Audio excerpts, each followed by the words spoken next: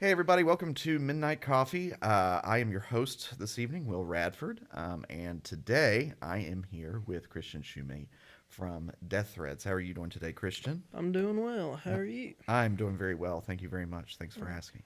nice. So, just to kick it off with some questions here, my first question for you is kind of a generic one. I'm sure it's one that you've gotten quite a few times, but just for our viewers who might not be familiar, where did the name Deathreads originate from? So the name Deathreads came from 4chan when I was real big into that when I was 14. And what they were originally called was called rec threads. And a rec thread is like videos of a car crash or something like extremely morbid. And so that's where the name Death Threads comes from. It's a little bit of a play on that and kind of like the weird sadistic stuff that happens in everyday life and kind of comes and how we use that in our life.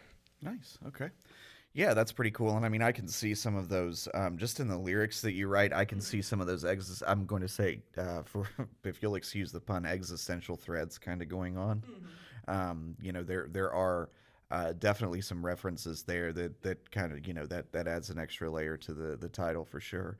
And speaking of lyrics, um, I've noticed, of course, that you do a lot of your lyrics and even song titles pertain to some classic literature, classic literary figures, which I personally think is awesome. And I think a lot of people respond to. Can you talk a little bit about your influences there and how that may or may not influence your music in terms of what you're reading and what you consume intellectually? So I really like David Foster Wallace a lot. He's very interesting to me, and some of my favorite pieces by him are his essays where he analyzes a sports memoir, like a cheap tabloid sports memoir by Tracy Austin, who was a tennis player, and just like the different things that he does, like how he analyzes like sadness in everyday life, like office life, and how he observes like sadness and like mundane things, and how he plays with this intellectualism is really important to me in pointing it out. And a lot of it gets construed as humor, but I don't necessarily think he always said that one of his biggest books was perceived as funny when it was actually really sad. And I feel like that's something that I try to tend to pull from the idea that most funny things are in some way sad, and that most sad things in some way can be funny. So I play with that.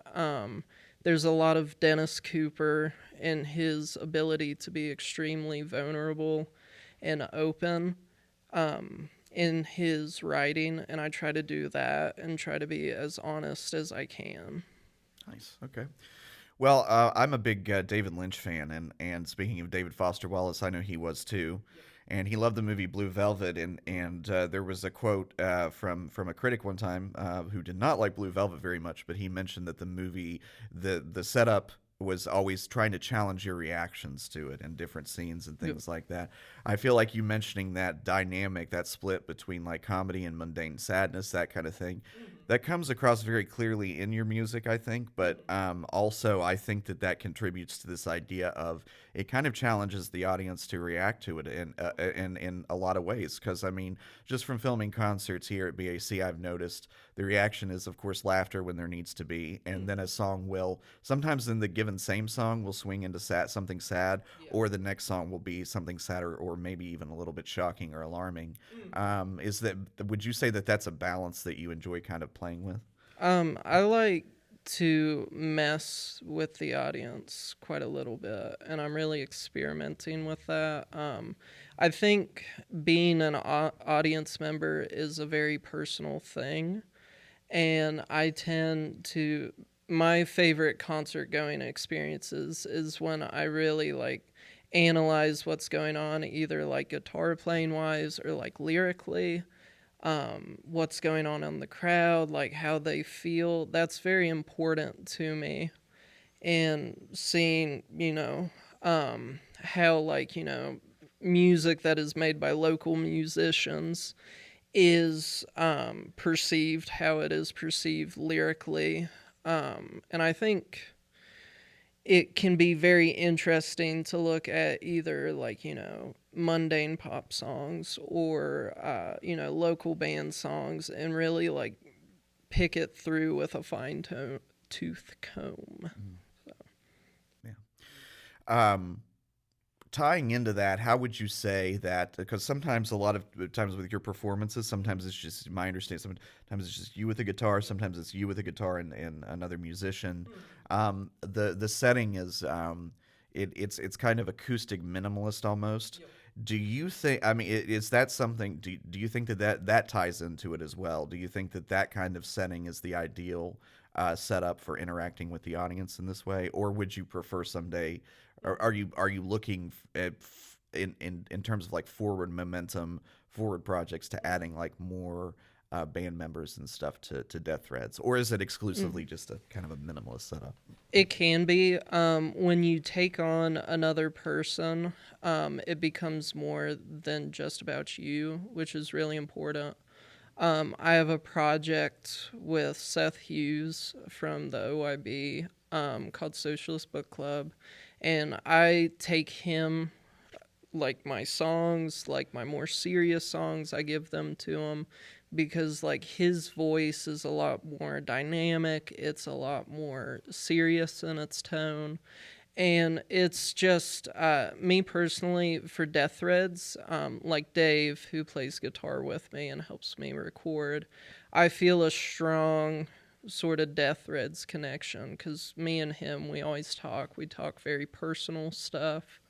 And I think that's very good for that. But at the end of the day, I think Deathreads, for the most part, is me trying to communicate and then try to communicate that to someone else, like whether it be at Dave or the audience, whoever it may be.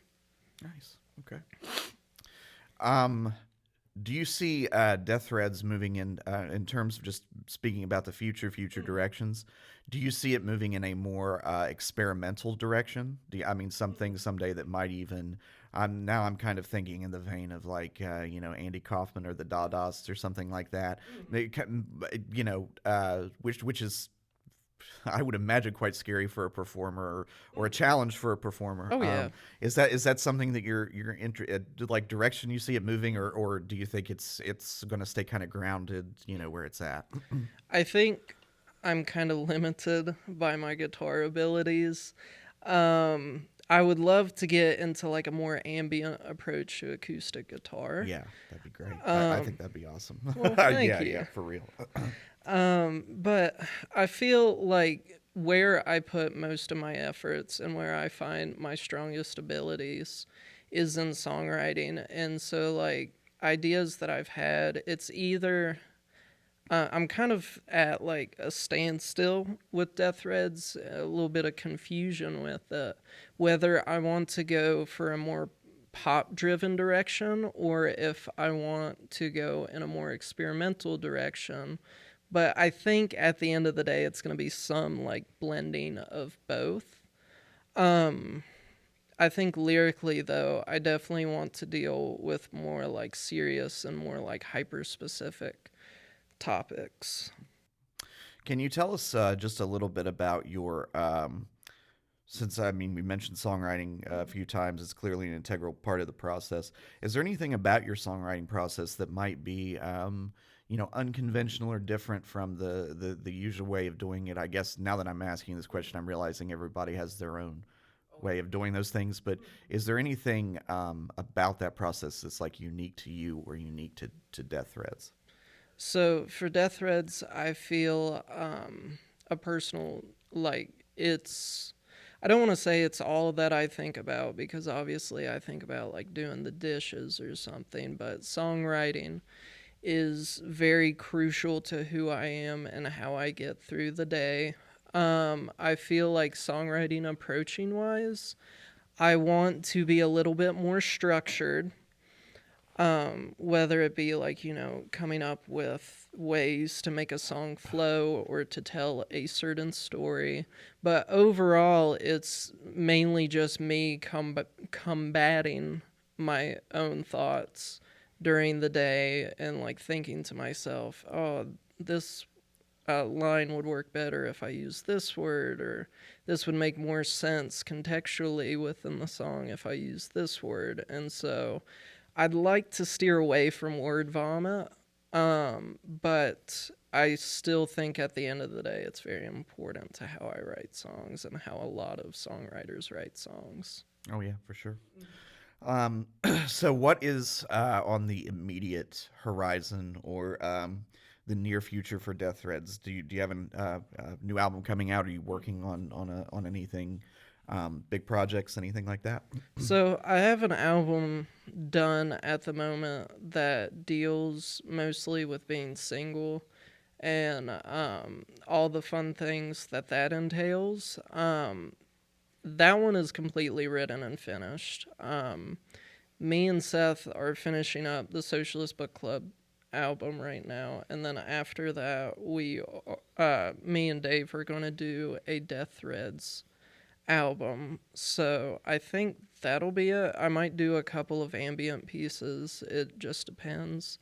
I'm also working with my girlfriend to do some cool like performance art stuff, so I'm very excited for that. That's awesome. Yeah, no, I am too, for sure. I'm looking forward to seeing, how the project. I'll say, well, how Deathreads as a musical group grows and changes and that kind of thing, as well as other projects that you're involved with. So I'll be on the lookout for those. Can you be social media, Spotify, Instagram, that kind of thing? Is there anything for people looking to check out the music? So I do have an Instagram. It's at michaelradio.online. Um, I have Spotify. It would just be under Deathreads. Bandcamp as well. Bandcamp is where a lot of my music is hosted, like whether it be ambient or harsh noise or the folk stuff. That's where I host everything. But other than that, I try to keep a real small social media presence. Yeah. Well, I understand that for sure. That makes sense. Um, all right, everybody. Well, that's been our interview with Christian Shumate from Deathreads, and you saw it on Midnight Coffee. I've been your host this evening, Will Radford. Thanks for watching.